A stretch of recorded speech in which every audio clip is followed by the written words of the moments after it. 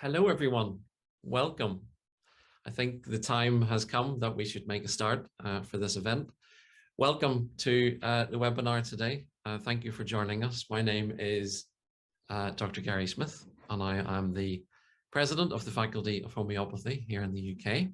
And I'm really delighted to see such a large number of people that have joined us for this event today from all around the world, here in the UK and other countries as well.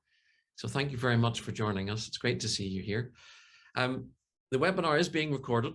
So that's just to mention. So if you're watching at a later stage and you're tuning in, thank you very much indeed for joining us.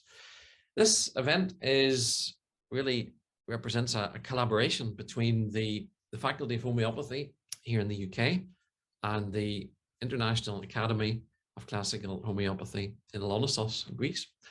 And I would just like to say at the start how pleased I am to be collaborating in this way. And I would like to express my very sincere thanks to Professor George Vithoulkas and all of our good friends in Alonissos and all the team at the Academy.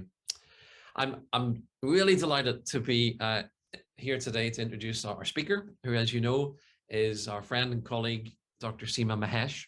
Dr. Seema is head of research at the IACH and is also the director of the Center for Classical Homeopathy in Bangalore, India.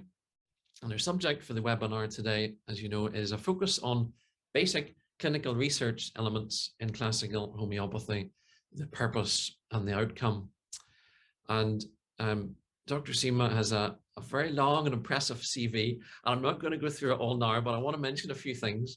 She's been associated with the IACH for many, many years and is a student of Professor George Vithoulkas and a renowned classical homeopath with something in the region of 20 years of clinical experience. She's been heavily involved in the research and data collection and writings, and has been also serving as the head of the scientific committee of the IACH, assisting Professor Vithoulkas in his scientific endeavors. And I think she's published around 19 peer-reviewed articles so far in peer-reviewed journals in both complementary and conventional peer-reviewed medicine journals of impact, which I think is very impressive. She's presented numerous posters at numerous conventional medical conferences representing homeopathy and highlighting the benefits of homeopathy. And one of those was at Harvard Medical School in the USA when she received a certificate of excellence for her presentation at that time. She's taught on homeopathy and she's on research and lectured around the world.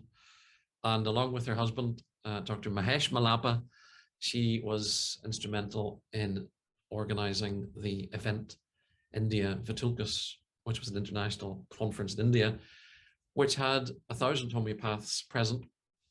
She's been on radio, television programs, newspaper articles, and even here in the UK, we were very impressed whenever one of the mainstream newspapers featured some of her research on in regard to psoriasis. So amazing amount of work. As if that's not enough, she's also going to be joining the Royal College of Surgeons of Ireland in the near future as a research scholar. So I feel very, very honored to introduce Dr. Seema, and I also feel very privileged that I have many good memories actually of several summers that we spent together in Alonissos with Seema and her husband and Professor Vithoulkas and all the team at the IACH. So it means a lot to me today to be able to be here to introduce you. So our subject, as we've said, is a focus on basic clinical research elements in classical homeopathy, the purpose and the outcome. And this is a very important subject. It's never been more needed. And we know that real-world case studies are the foundation of homeopathic practice and have been for 200 years. So I think this presentation is very timely And there's lots of lessons that case studies and case reports can give us, both in terms of research and establishing our practice and promoting and highlighting the benefits of classical homeopathy. So I hope that you all find the webinar interesting and informative. If you have any questions, please add them to the chat box, and we'll put those to Dr. Seema at the end of the presentation, and we'll have a time then for Q&A afterwards. So thank you again for joining us.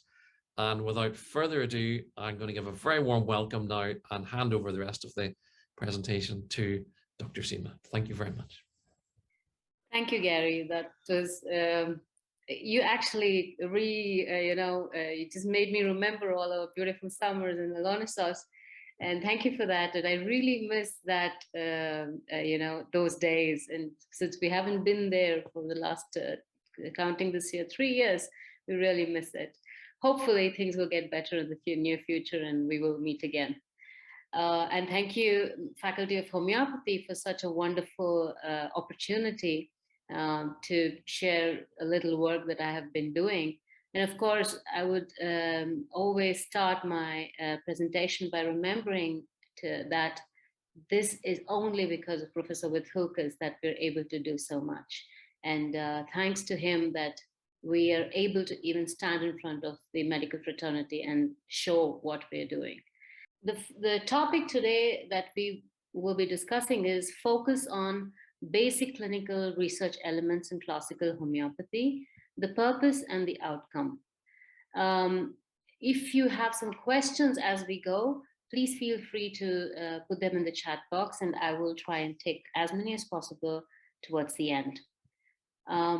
So the basic clinical elements that I'm going to be mostly talking about is the case reports.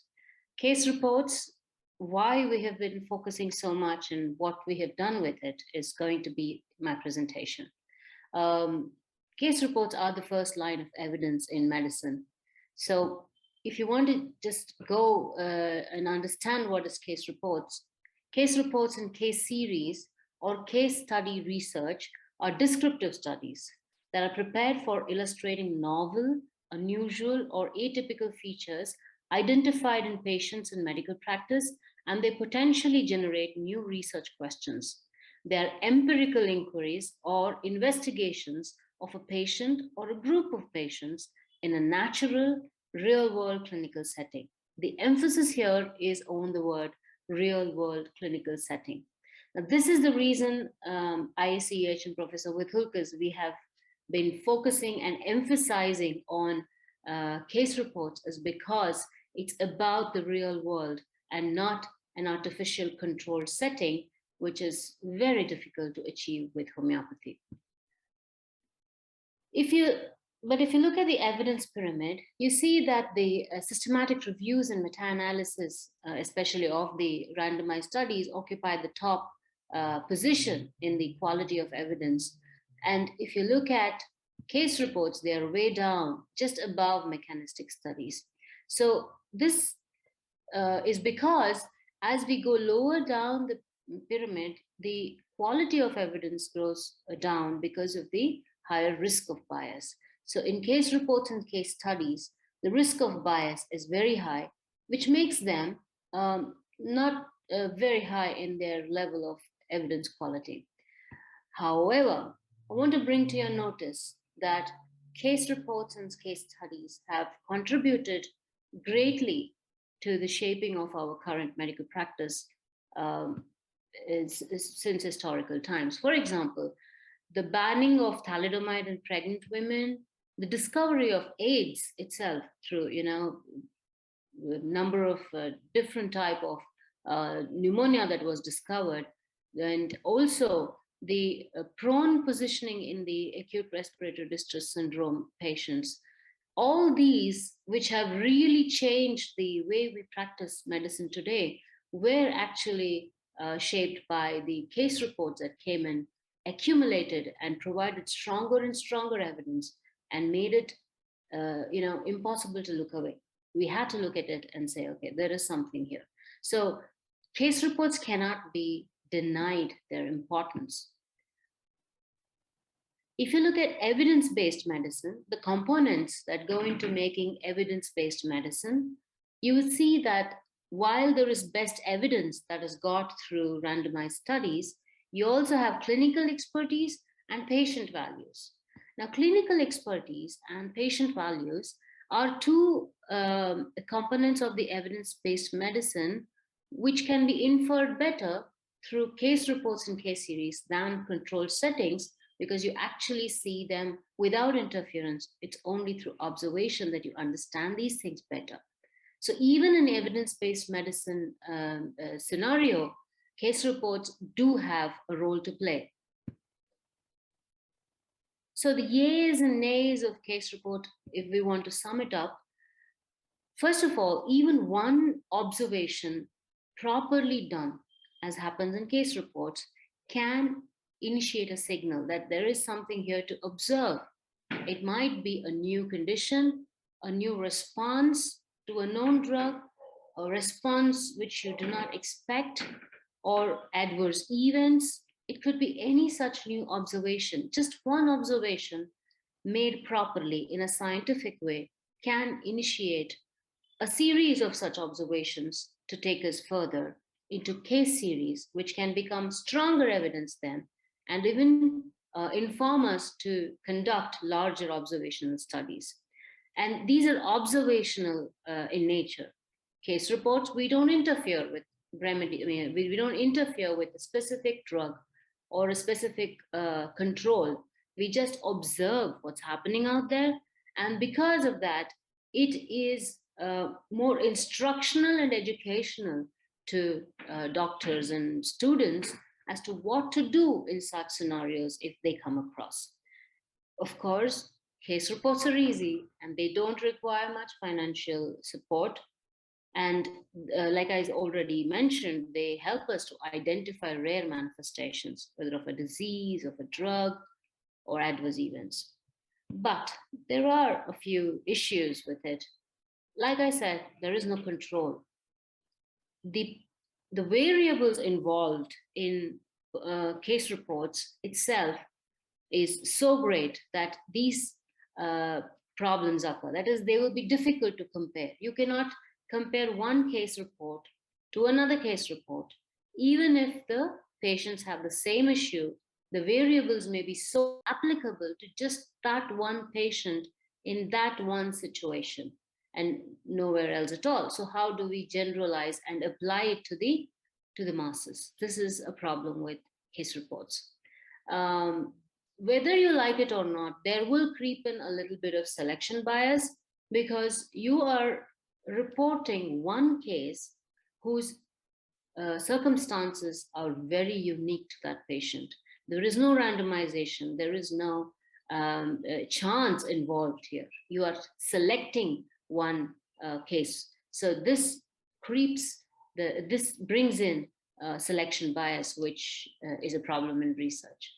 And yes, of course, we don't know. We do not have a specific plan for their future follow-up. We don't know what's going to happen in the future, and we may need to assess at frequent intervals to see where the case is going, and that leaves things kind of hanging in the air. So these are the pros and cons, so to say, of case reports. But I want to bring to your notice the elements of case report study design and how it's easy or it's very well applicable to homeopathy. First of all, typically in case reports, we report 1 to 3 cases of similar nature. So this is very convenient for homeopathy because achieving a sample size is a very big problem. It's if you take one condition and you expect a sample size of say 200 patients, you may never really achieve that sample size. So it's a very convenient study design for homeopaths because you're not bound by having to meet a sample size. So it's an advantage for us. The second thing is they usually describe unusual occurrences in pathology, diagnosis, clinical signs and symptoms, and response to treatment. Now, this is what a homeopath does, right? We detail the observations in such a meticulous manner that it is extremely conducive to our system. And if we just do this in a scientific way, in a structured way, it becomes scientific evidence, right? So this is something that each and every one of us can actually do. In fact, the reason why IACH has been focusing so much on case report study design is because of this. Professor Vithoulkas emphasizes that we need to empower each clinician, not just with education of clinical approach and prescription and follow-ups, but also about how we can create scientific evidence with just our practice. So just being a little aware of it, because we don't have a huge research, fraternity, so to say, globally also to support homeopathy. So each of us can actually serve the purpose of being both the researcher and the clinician. And this study design is what each of us can apply in our clinics to be able to provide evidence for homeopathy. So coming to the pitfalls that you need to avoid when you're writing case reports, the first thing is giving way to storytelling. So when we start to tell about a patient, especially the kind of teaching we are used to in homeopathy, we tend to get away with our rambling. We need to make it a scientific narration.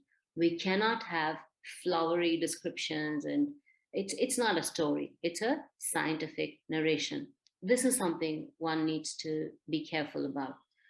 Now, what's the problem with that? The problem with that is that there will be so much fluff that you may not be actually, if the patient's details that are necessary to be taken into notice may not become obvious to the reader if you get lost in the narration. So that is why you need to be very to the point, even though it is about a patient. Second thing is hiding or omitting something. Maybe you think it's irrelevant, but you cannot hide or omit mentioning everything about the case. This has to be done in a structured manner, and there are tools for that, and you have to apply them. Introducing opinion. Now, this is a very big pitfall, which I myself suffered with to a great extent. I think Dr. Vanderwerf is in the participants today who actually helped tune this. She is my supervisor from my master's. And this is one of the things I was told often, that you are introducing your opinion, not just narrating things as they are. And that, trust me, it's a very fine line and it's very difficult to do, but it's something that can be achieved and needs to be achieved if you don't want to be taken as a biased reporter. Okay. Now, reporting what only makes us look good, this is something I think all of us are guilty about and we need to take care about, is that we only select things that make us look good. If it's a successful case, we want to show the world. If it's not a successful case, we don't want to show the world. But in research, it's important to see what worked and what did not work. Okay, so it's equally important to show what did not work. And even though it doesn't make us look good as clinicians, it's important as evidence. And it's important to even introspect for clinical advancement as well. Finally, another problem that I have seen people go through is this: they attribute causality in case reports. You have one case or maximum of 3 cases of a condition, say hypothyroidism, and at the end you are saying that the patient was benefited from homeopathy, so we can treat homeopathy with hypothyroidism with homeopathy. This kind of attributing the effect to a drug, to a remedy, to a therapy, to a system is not allowed, because you're talking only with 1 or 2 cases whose variables are so great that you cannot really nail it down and say this is from the remedy or the therapy that I'm talking about. So make sure you're not attributing causality through case reports. So your narration should be very to the point and in a scientific structured manner. You cannot hide or omit any detail. You cannot introduce opinion or attribute causality during case reports. And try and publish as many case reports, even though they do not make you look good. This is what you have to take care about. But what they should result in, case reports, when you do them, what they should result in, reporting of clinical observations in a standardized manner.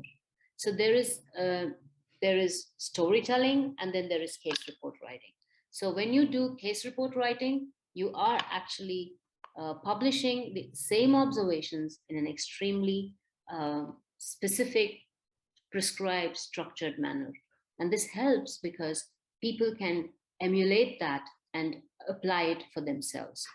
The second thing, and I think this is one of the biggest advantages and important contributions of case reports, and that is hypothesis generation. So through your observation, you see something novel, you see something unusual, and you think, and you connect it with a few other things that have been already established, and you realize that it actually means something new. So you're coming up with a new research idea, with a theory, with a hypothesis. Of course, you cannot prove hypotheses with case reports, but you can bring out the principles, you can bring out the observations and ask them to be clarified or established as principles with further research. So generation of hypothesis is a big contribution of case reports. And when you have multiple cases showing the same observation, the evidence is fortified. It becomes stronger, and then you have basis for a larger, higher study like cohort studies, case control studies, not so much RCTs, but yeah, there it is. So you have case reports, when they accumulate, can become the foundation to base your higher research design upon.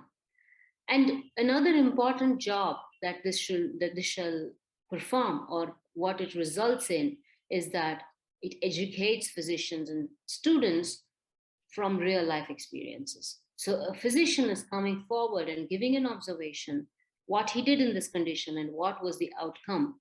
So it is very easy for the students to learn from that person's experience rather than go through it themselves. So when they are faced with it, they know what exactly to do. Or when certain observations are very unusual and they come across, they know immediately that, okay, this is where I had read it, and this is a possibility, this condition is a possibility, or this event is a possibility. So education of physicians and students is a very big job of the case reports.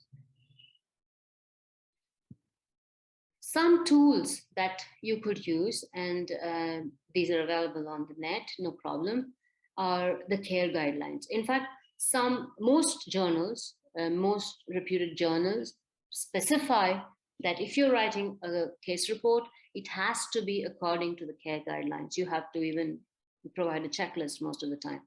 So make sure you are familiar with these care guidelines, and make sure your case report is fulfilling all the requirements in that guidelines list. They have adopted this care guidelines for the sake of homeopathy as home case, a little bit of extension to bring in the elements of homeopathy, and that is home case guidelines. And there is also, now, if you are reading a case report and you want to assess whether this case report is reliable, is it heavily biased, or it's a good quality evidence, then you have to go in for the Joanna Briggs critical appraisal tools, which checks for bias in case reports and case series. It has certain parameters which you can check the case report against and understand where, as evidence, this particular case report stands. So these are a few tools that you can use. Coming now to the main body of my talk, and that is case reports. Very few of them, of course, not all of them can be shown in this time period. Case reports published by IACH. Now, it was, I think, 2015 when Professor Vithoulkas first asked us that if you really are treating such serious cases, such serious pathologies, why don't you publish? And that is what actually got me thinking about. I had absolutely no clue. I was just a clinician, and yes, with an MD, but I had no real, I had never spared a thought about writing for research. So it was his indication that we should be publishing that got me thinking on this, and we started, documenting and then writing the case in the way it should be done.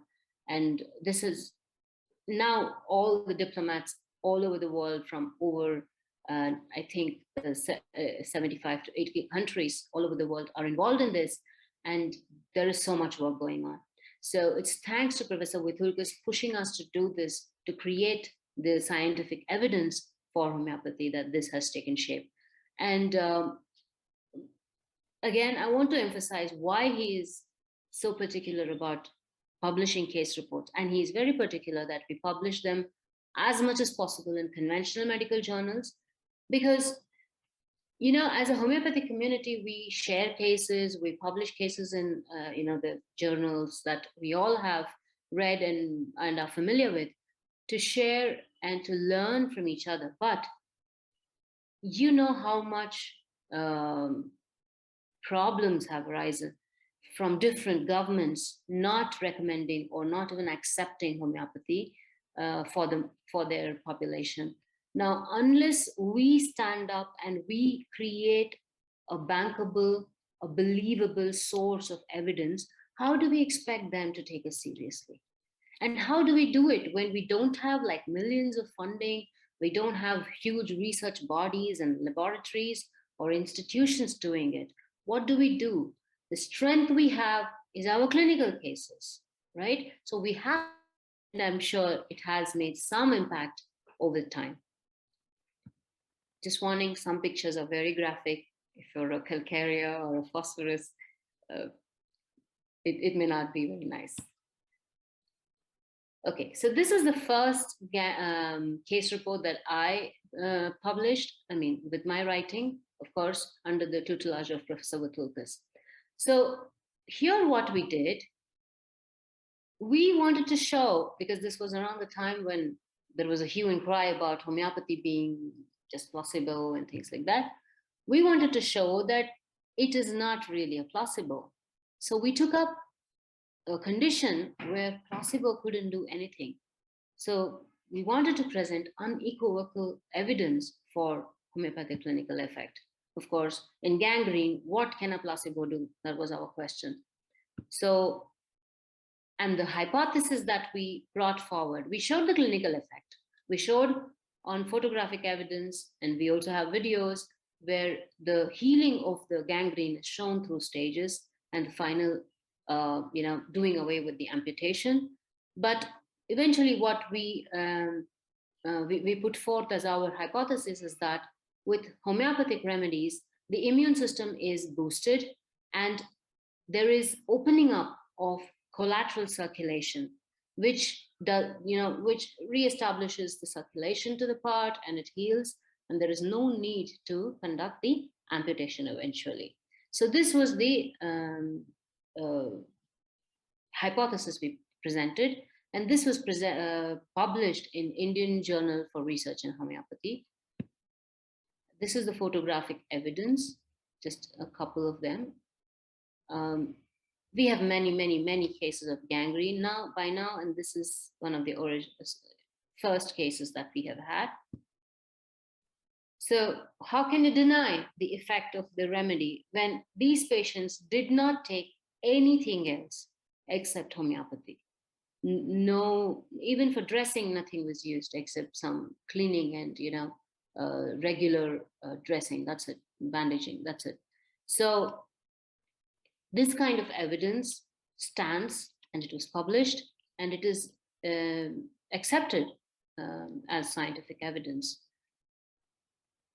The second paper that I'm showing you here is a cancer one.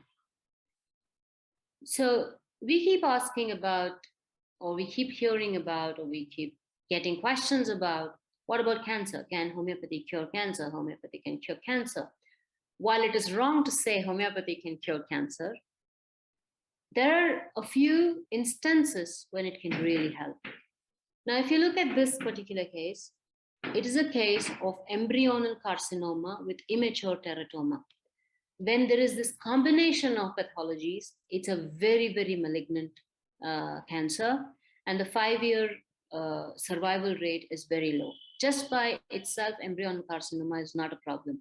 But when it is mixed with immature teratoma, it becomes highly malignant. Now, this was the case.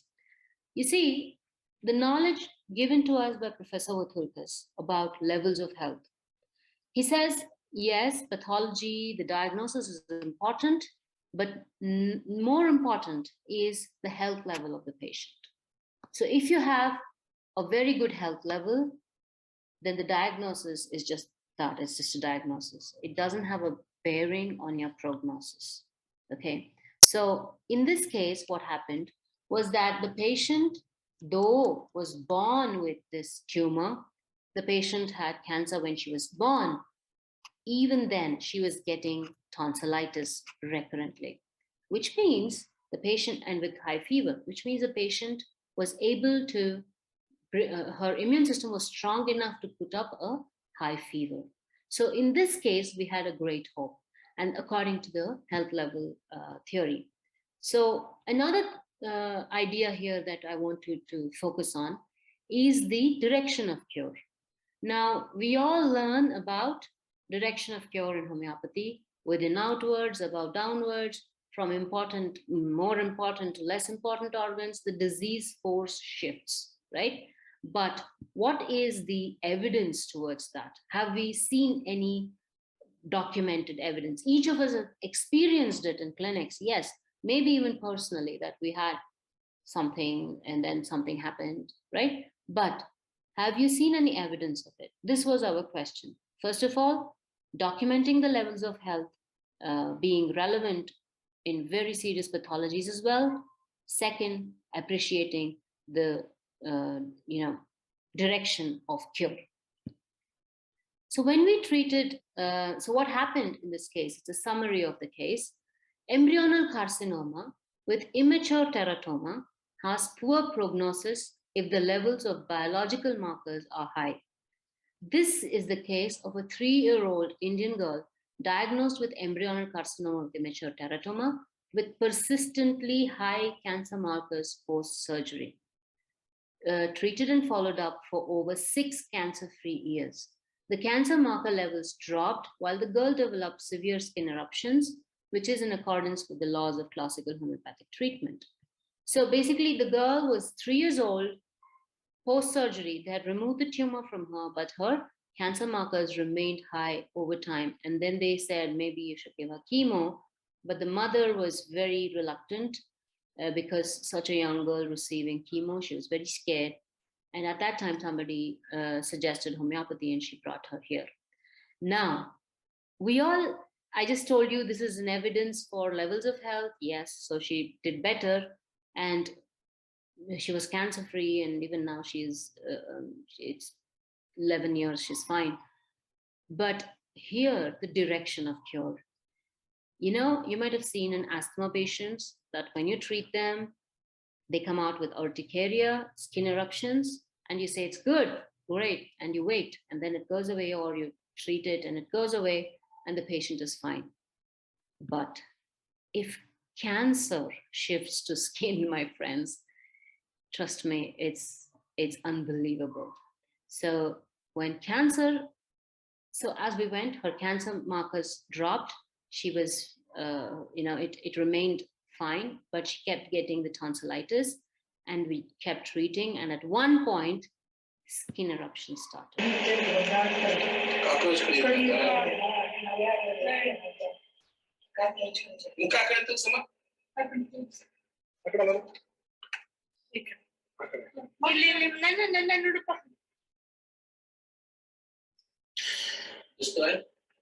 You see, in the beginning, you will see it in the top part of the body.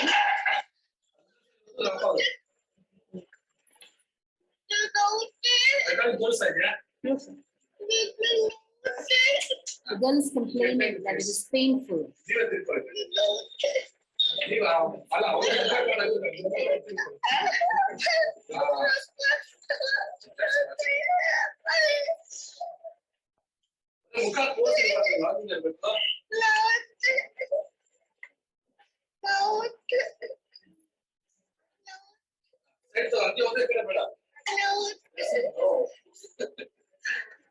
You see her trunk, her torso is still free of the eruptions. And notice the date, it's just one day to the next.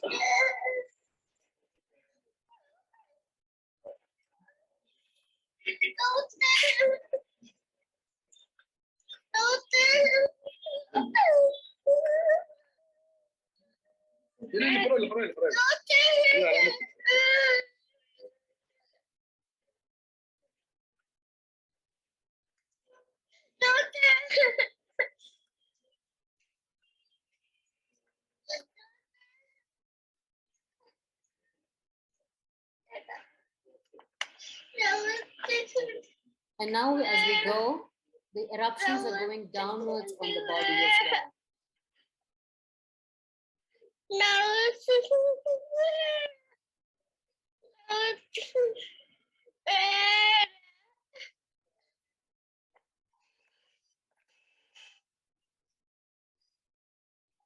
Now this terrible state, her skin would just peel off. So she had to be wrapped in a cloth rather than clothed. But her legs, you see, are still free.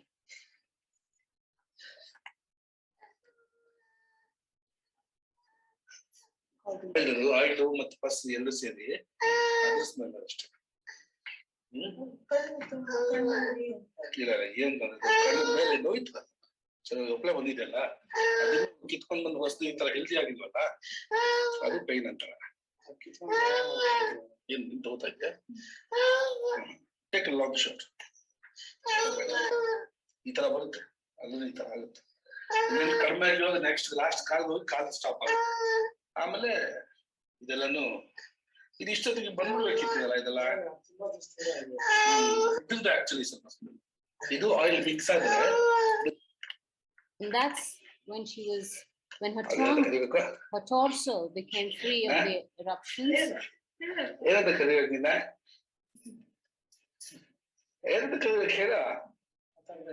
But you see, the legs are still affected now.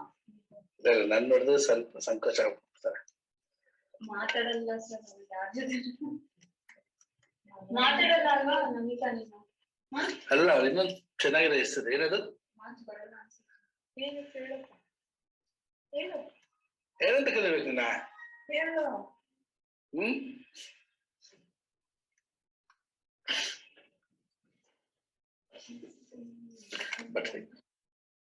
So, my dear friends, the idea here was to show that the principles of homeopathy are not just theory, but they really work in the real world. And of course, we cannot claim, that this decides it, but we brought evidence to show that when cancer improves and the patient stays off cancer, we must see, in order to claim cure, at least for homeopathy's sake, we must see the shift to the superficial level. And when cancer shifts, this is how it is, and it is equally scary, but at the same time, this is how the defense works.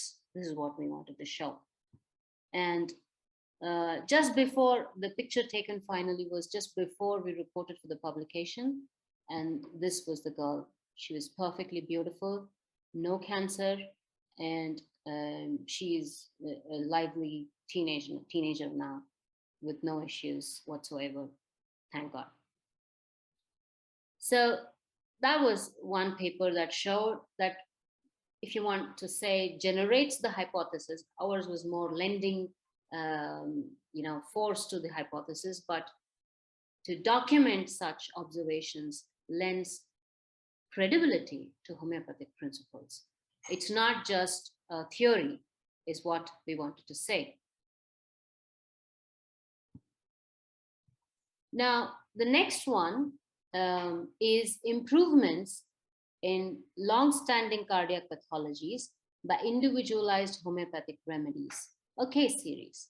Now, in this case series, it's 3 cases, what we did was we showed that even with severe cardiac pathologies, along with the mainstream medicine, we can give homeopathy and still see some effect. And the main effect that we showed was that it preserves the general well-being.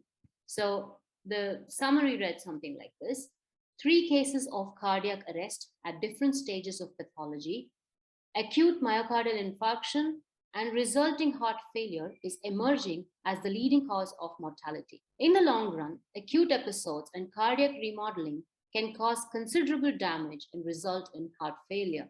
In these cases, individualized homeopathic therapy was instituted along with conventional medicines, and the results were encouraging.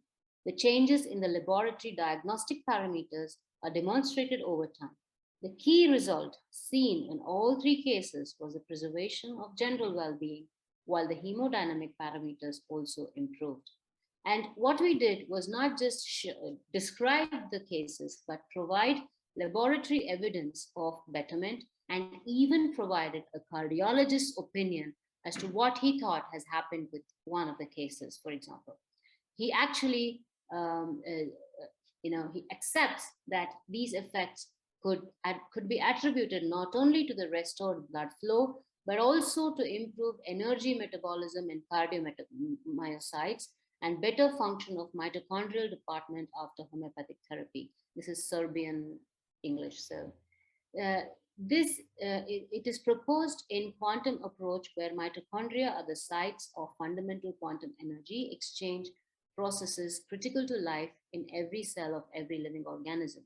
So the cardiologist explains how these results have been achieved, and probably because of homeopathic remedy is what we are showing here. So when you come out with such evidence from the laboratory parameters, it is usually accepted without a question, because there is nothing to question about. Now, the next one, actually, we have, I think, over 5 or at least 7,000 to 8,000 vitiligo cases, especially in the rural charitable clinics that we run here. But we could provide only 14 cases as evidence, because that much meticulous documentation is not done in the rural clinics. So, but the fact is that we browner skinned people, vitiligo becomes a very big issue, because it is so obvious to the, when you look at it. And it becomes even a social issue, where in a society like ours, girls do not get married, and people with vitiligo are kind of outcast, because people look at it as if it were something like leprosy. The awareness is very low. Of course, things are better today, but it's still not okay. So it's not just about the skin anymore. It's about a lot of other things. So vitiligo is a very problematic condition in a society like the Indian society. So here what we did, we presented 14 cases. But the interesting part is that none of them, not all of them showed complete coverage of the vitiligo area. But still it was accepted as evidence, because the good clinical practice and also the expected results from vitiligo treatment. There are 3 things that a vitiligo treatment should result in: stabilization of the lesions, they should not spread anymore, repigmentation, and general well-being. Now, the third thing is very difficult for most of the conventional medicines to achieve.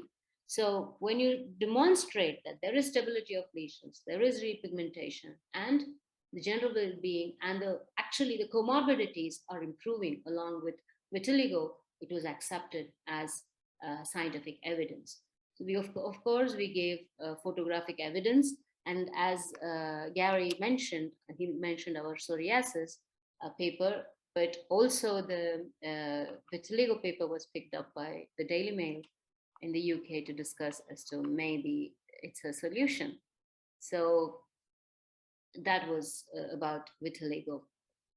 The next paper is, you see, if you type in psoriasis and homeopathy, you'll get a lot of studies. You'll see a lot of cases, you'll see a lot of even observational studies. But what we brought to the table here was that we said they are of the same diagnosis, all these patients, but they're of different phenotypes. So basically, what we said is that we demonstrated that though the diagnosis of psoriasis was common, the condition actually varied greatly from person to person in terms of severity of symptoms and response to treatment. And this was an evidence towards levels of health as a hypothesis, like I said. So we said, you have these 6 cases, but each of them actually is not just psoriasis. Each person is different. And we showed how they were different in terms of the severity, their ability to raise acute inflammation, and their ability to respond, and the time taken, the number of remedies taken, etc. So let me just play the graphic abstract of this paper. A recent case study reports the apparent benefits of classical homeopathy for people with varying severities of psoriasis. Their conclusion? A more holistic approach that goes beyond skin clearance might be one solution for certain sufferers of the disease.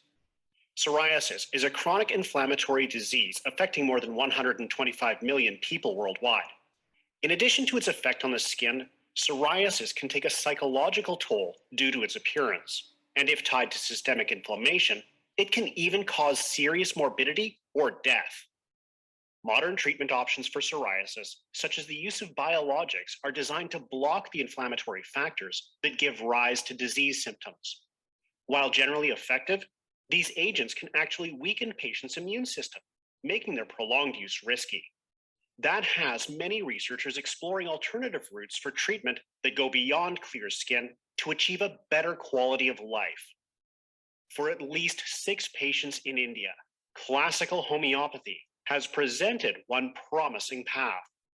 The patients exhibited psoriasis of varying severity, from lesions isolated to the scalp or feet to near full body coverage.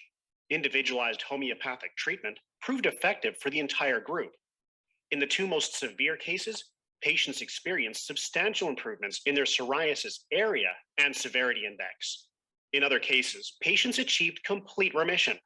The authors of the study point to the highly personalized nature of homeopathy in obtaining these results.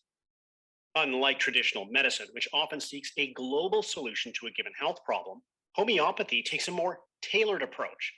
It investigates the genetic and epigenetic influences a person is exposed to and their reaction to those influences to devise a medical treatment plan. Within this context, the researchers interpret their findings according to the levels of health theory by Professor George Vithoulkas.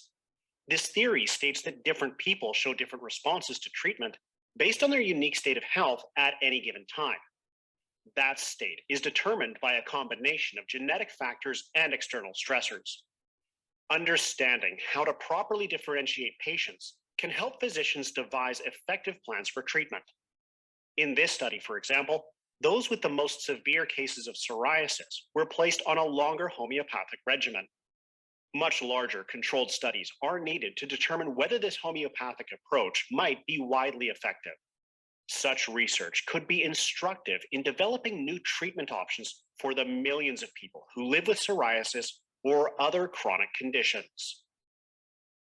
This was the paper on psoriasis, where we emphasized that it's not just the diagnosis, but the level of health of the patient that decides pretty much everything about the case. So going forward, we went into acute or epidemic diseases here. So we published a paper on dengue fever, where we presented 10 cases that were exclusively on homeopathic therapy. The points here that I want to bring to your notice, although self-limiting, thrombocytopenia, we know dengue fever is self-limiting, but when it's accompanied by thrombocytopenia of a severe degree, it is a great challenge to medical care. Here, we demonstrated the improvement in platelet count within 12 hours of beginning the homeopathic treatment, which is not possible even with transfusion to stabilize. They may improve, but it doesn't stabilize even with transfusion. We also demonstrated the rise of fever as an essential feature of infection combat. So here in these cases, we showed that once the remedies were started, the fever increased and the WBCs increased marginally, and also the platelets. So there is a systemic response of efficient acute inflammation after the right homeopathic remedy to the dengue fever, and then there is combating of the infection by the immune system.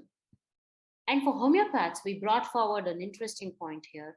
We showed that in populations where chronic diseases were rampant, genus epidemicus does not apply.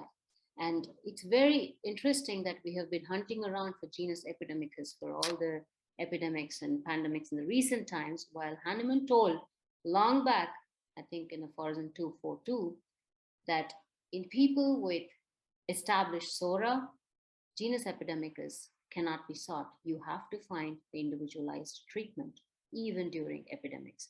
And we showed in these cases that the 10 cases required different remedies, and we couldn't come up with one single genus epidemicus. So here I'm showing you one of the tables of one of the patients. You see, till 7 p.m. that evening, her platelets kept dropping from 17 to 14,000. And at 7 p.m., we started the homeopathic treatment. By next morning, 5 a.m., it was 23,000. And by the next evening, it was 42,000. Of course, by the second day, it's already near normal. 150,000, or in Indian language, we say 150,000 is the normal count, platelet count. And you can see it without any other adjuvant treatment or any other therapy. Just with one dose of Lycopodium 200C, the patient showed steady improvement and norm. In fact, the average number of days in these 10 patients from starting the homeopathic treatment to going back to their normal life, that is remission, complete remission, was 4 days. And this is including one case that was 8 days long. So it's a very simple, quick treatment if given the right way, and if you know the facts and the theory behind. This is another interesting case that was published most recently, and in one of the most reputed conventional journals, Annals of Neurosciences, syringomyelia managed with classical homeopathy, a case report. This condition, till she was given homeopathy, was in a progressive course, and there is not much to be done conventionally for this condition. She herself, the patient herself, a radiologist, knew this, and there wasn't much she was able to do. And what we did is we presented the changes on MRI to show that after homeopathy, the cyst actually completely resolved. So if you look at this, 2008, this is the patient before homeopathy. She was started on homeopathy around 2012, and by 2015 already they are showing remission, resolution. So in 2020, after which she refused to undergo any more MRIs, I understand that, there is complete remission, complete resolution of the syrinx cavity. Even here there is a little bit left, but by the time in 2020, she is completely normal. And of course, clinically, she is fine. She even provided a patient statement, which is very valuable for research studies. If you can get your patient to write their experience it's a valuable, very valuable document to publish with. So going from case reports, what was the next step we took? What we did is we went in for case control studies. Here, though we called it case series, what we did was a case control studies. You know, atopic dermatitis or eczema is a very common condition we treat with homeopathy. And we actually showed the descent of the lesions from above downwards in these cases and then complete remission. And this is a severe atopic dermatitis, and the girl is beautiful and well now. Now, such cases have been published, but what we did was that we recorded their something called a SCORAD. SCORAD is a measure of atopic dermatitis severity, and we measured it from the initial, first consultation to the last follow-up in cured cases, and we showed that there is a drop in the SCORAD, in the severity of dermatitis after every acute. If the patient had an acute infection, fever, the SCORAD dropped, which means their dermatitis improved. Now, once we tried to publish this cases, one of the reviewers asked me, but does this hold good for cases that have not responded well to homeopathy as well? Now that gave me an idea that we should be doing a case control studies. So then what we did, we took age-matched controls for the same condition, that is the dermatitis, and these patients had not completely, what we call cure hadn't been established. But we analyzed what happened in them after every acute. And we saw that in after every acute, even in cases that did not qualify as cured, they still showed a remission in the SCORAD. So it was unbelievable when you go in with a blank mind saying, I don't know, let's just look. And then you see the evidence, it's unbelievable. So whether the patients were cured with homeopathy or they were not, after every acute, they still showed a remission in the dermatitis cases. So this went on to fortify the hypothesis that the ability to mount an efficient acute inflammation is a hallmark of healthy immune system. So I'll just go through the posters that we have been. I think I'm out of time. Can I take 5 more minutes? Yes, absolutely. Seema, please feel free to take a little while longer. These are the multiple posters we presented, and the one in Harvard, as Gary mentioned, got us a certificate of excellence. So the objective of our basic clinical research focus is to provide strong foundation for homeopathy to stand upon, to bring to the fore the real world scenario of classical homeopathic practice, to generate discussion on homeopathic principles and laws for future research, of course, and to educate every classical homeopath. And I believe, not go through, it's just a repetition of what we have done. And in future, I want to focus this. We need to take case reports seriously as they found the foundation. We need more practitioners involved in this research and need them to care about educating themselves.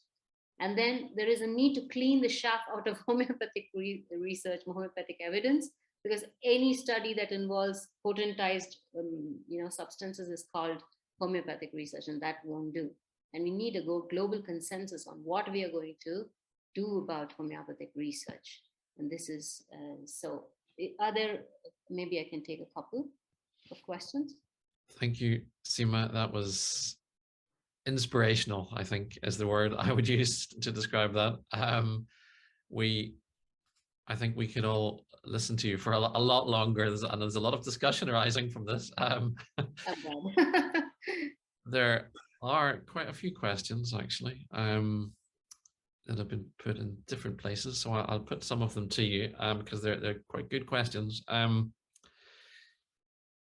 Can you, greetings, ma'am, can you speak about what you mean when you say introducing an opinion can cause research bias in respect to case reports, and how can we overcome that? Yeah, okay. You see, when you are presenting an observation, okay? Now, for example, I have a case of cancer, and I have seen it behave in a certain way, and I'm presenting it to the scientific community to read and discuss about. And when I talk about this, I'm going to say, but this happened because of this. Okay, there is a certain phenomenon that you observe, but you don't leave it there. You give your own explanation to that. That is a dangerous pitfall, because your explanation is not the observation. It's your explanation. Now, if you have backing of, say, some studies that were conducted, which actually say that, which show that as evidence, then it's okay. But if it's you who's saying that, this happened because the patient was under this, when you're introducing your own idea, it's very dangerous, because it takes away the purity of the evidence, and also it can mislead. That's the biggest danger, that new people especially, if they're reading and they're trying to understand, they will believe everything that is there, and if it's just your opinion, it's going to be a problem. Yeah, excellent, thank you. And I think in regard to that, I see in the chat box, it's great to see Esther van der Werf with us. Thank you. Nice to see you, Esther. Esther has put in a link to the paper that was published in the Homeopathy Journal in February. Michael Chute and Robert van Haselen, colleagues, I think you mentioned about case reporting in homeopathy, an overview of guidelines and scientific tools, and it talks about some of the things that you mentioned there. So that is a good link to look at.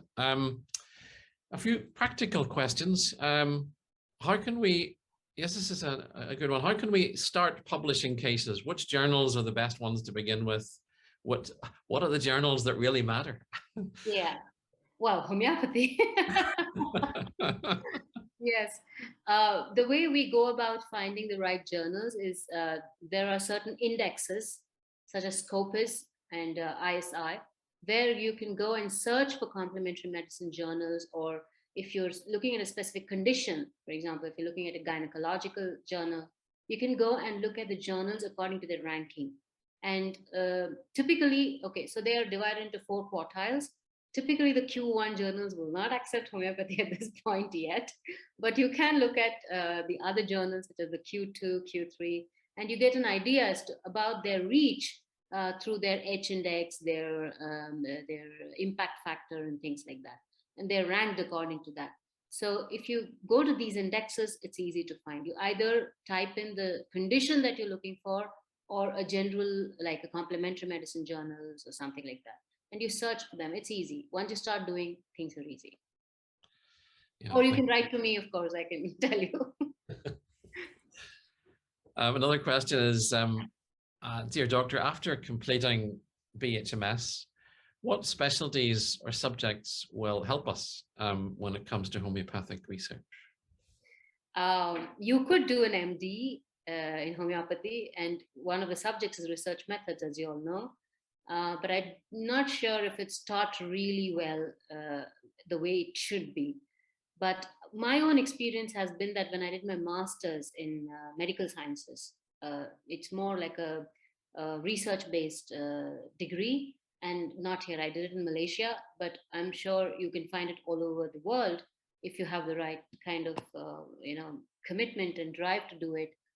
There are many, for example, I've been directing my students to take up immunology masters after homeopathy. So there are many such subjects open to homeopaths as science students, and they are better at training you in research than homeopathic. Because, when you go in for homeopathic post-graduation, it's more clinical oriented than research. And you have to find, if you're research oriented, you need to find the right kind of teachers and course for that. Great. I'm going to combine a couple of these questions, I think. How do we reduce bias in case reports, and what makes a case report lose its validity? Yeah, when I'm reviewing, this is one of the biggest issues that I have to keep telling the authors to not say homeopathy can treat this condition in the conclusion.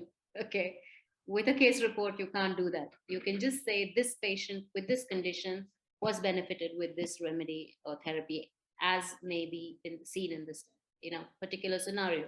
If you claim causality, if you attribute the whole condition, the whole the therapy to be able to cure that condition, and the word cure itself, there are a lot of such small things that can make it very not okay for scientists to read. Now, what introduces bias is, like I said, when you explain things as you understand, not just narration of the observation. The moment you go away from what you're observing, you are introducing bias. So just stick to the facts, what you saw, and that's it. And the best way to train yourself is to read as many case reports in good journals, and that is the best way, I think. Yeah, great. Yes, I think someone has commented here about the double standards and the pharmaceutical industry. Causality is implied and attributed quite frequently, but of course we've got higher scientific standards that we're aiming for, as you know, as you've said.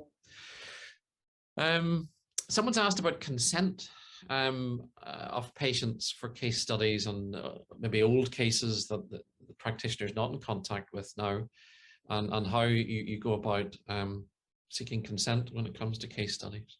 That's a big limitation, so to say, because in a country like ours, we explain and patients are okay. They're like, fine, you take, what do you want me to sign? And they're okay with it. But I think in the Western culture, it's more difficult because your photos, your videos are your personal property. And for them to release that I have seen my own friends having a lot of trouble there.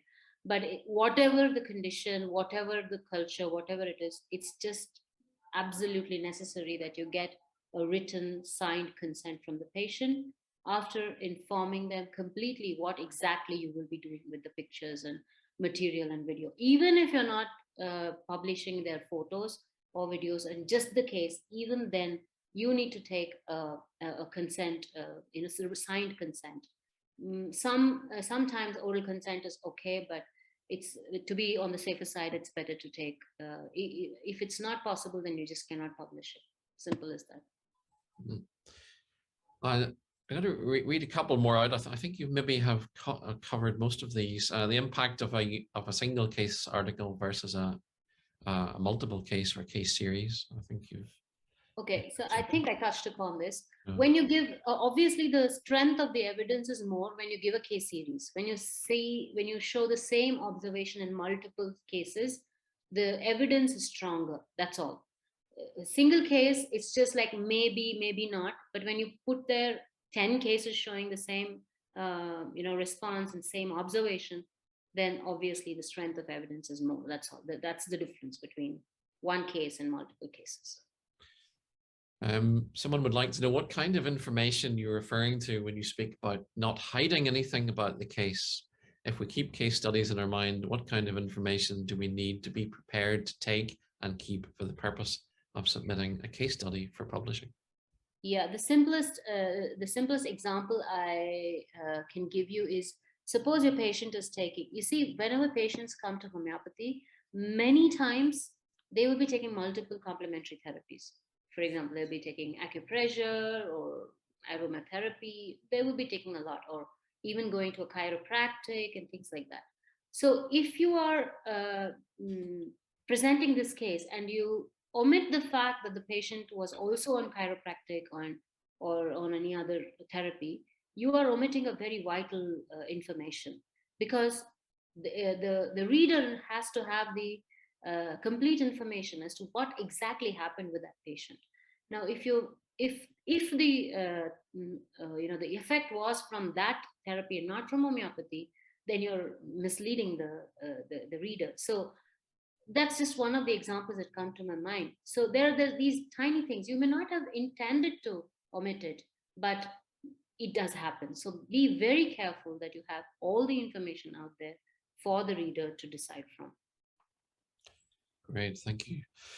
Someone's also posted the link to the Daily Mail article, so people can read that if they wish. I think we're almost there. One or two other last ones. Was it aphorism 294 that you were referring to regarding the genus Epidemicus? 242, if I'm right.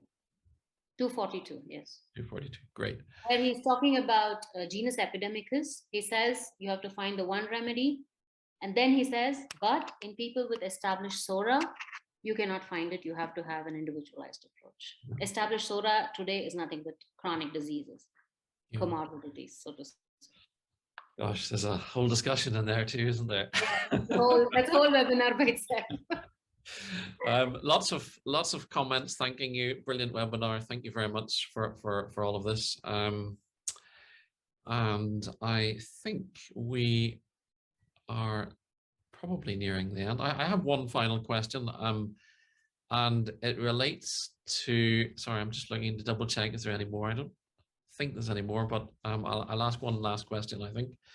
And that's more to, I mean, I think this is so inspirational, so important. Case studies, it's one of those things that seems to link together research, clinical practice, education, and promotion of homeopathy to the public, to professionals, to scientists, politicians.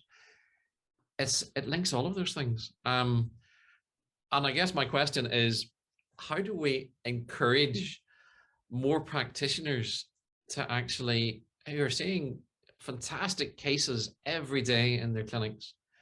You think of all the practitioners worldwide and all the amazing cases that they have. How do we encourage them to write those up and to submit them to journals?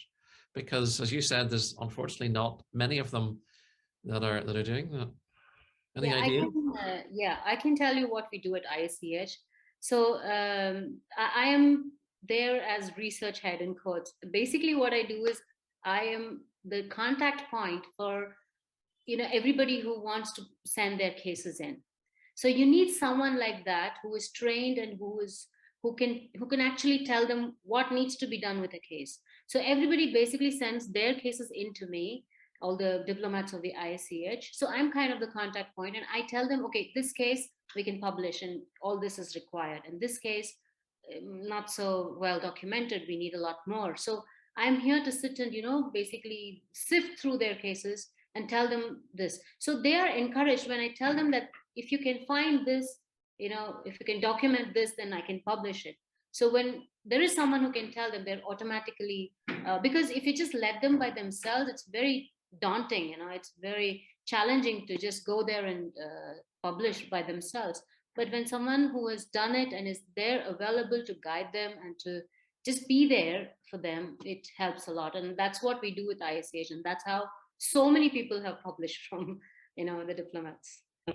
Yeah, absolutely. Thank you. Yeah, that's inspirational, because I think if we had more people doing exactly what you're doing, I think the world would be a very different place, actually, because every single one of us are seeing fantastic cases every day, and very, very few of them are getting published. Sure. So we need to bring that narrative, as you're doing, into the scientific world. Yeah. Okay, I think we'll bring that to a conclusion. I see someone's commented there. Thank you, Seema. Your passion for bringing homeopathy to a better position is beautiful. And I think I would echo that comment. So I don't see any further questions. So I think we probably could wrap up there. All right. Is there a final closing slide that you have that you could put up? And I'll just say a few final closing words to everyone before they leave. And just a huge thank you to you, first and foremost, Seema, for your for delivering this presentation today. I've thoroughly enjoyed it, and I hope that everyone's found it interesting and inspirational. I think that's the key thing. You're inspiring us, and I think we all need to be inspired to follow this example and to write up our cases and to consider publishing cases in the journals. And I know that you would say, as would I, that inspiration, of course, also comes from above that Professor George Vithoulkas himself and the other masters, of which you've got some photographs there. So our special thanks to Professor George Vithoulkas, and to you for today. And thank you to everyone for joining us for this event. It's been great to see everyone. It has been recorded, so the recording will be available at a later stage in the near future. If you'd like to look at any of the points again or share it with any of your colleagues, it will be available. And finally, I'd just like to say, for those of you who aren't aware, the Faculty of Homeopathy hold a number of educational events like this. And if you're not a member of the Faculty of Homeopathy, please contact us today and discuss how you could be a member. And one of the benefits of membership is access to the Homeopathy Journal, which has been talked about in this presentation, which is the only Medline listed journal actually in the world that is solely dedicated to homeopathy with peer review and impact factor. So I think every practitioner everywhere should be subscribed to that journal. Homeopathyjournal.net is the URL if you want to go and have a look at it. You can purchase a subscription. If you're not a member of the faculty, anyone can purchase a subscription individually, or your institution, your college, homeopathyjournal.net. And yes, the previous issue in February, Esther van der Werf's already posted the link to an article from that, which is available for open access, which is great. So you can read that article without being a subscriber. Every so often there's a few open access articles like that, which are important enough for to have open access. But you can subscribe to that journal for the rest. And one thing I would say as well, one of the things I think is game changing with the work that the Academy is doing is not only publishing in homeopathy journals like Homeopathy and complementary medicine journals, but also Seema and Professor Vithoulkas has been successful in publishing in conventional medical journals. And I think that is so important as well, that we see these case studies published in all journals to reach as wide a readership as possible. So anyhow, if you're interested in the Homeopathy Journal, homeopathyjournal.net, or drop us a line at info@facultyofhomeopathy.org. And we've got a magazine as well for members, which we've been publishing for the last 50 years. And the organization, as some of you know, is 178 years old. So we're one of the world's longest established homeopathic organizations. And we advocate the highest standards of practice, education, and research in homeopathy. And we're very grateful to our patron, His Royal Highness the Prince of Wales, for his support. So I think I'll close there. I don't think there's another slide. I think that's my final slide. So we'll bring the webinar to a close. Thank you again for joining us. Thank you to Dr. Seema, and thank you to the Academy. And I wish you all health, happiness through homeopathy, and inspiration to publish more case studies. So thank you very much once again. Thank you, Dr. Seema. Bye-bye.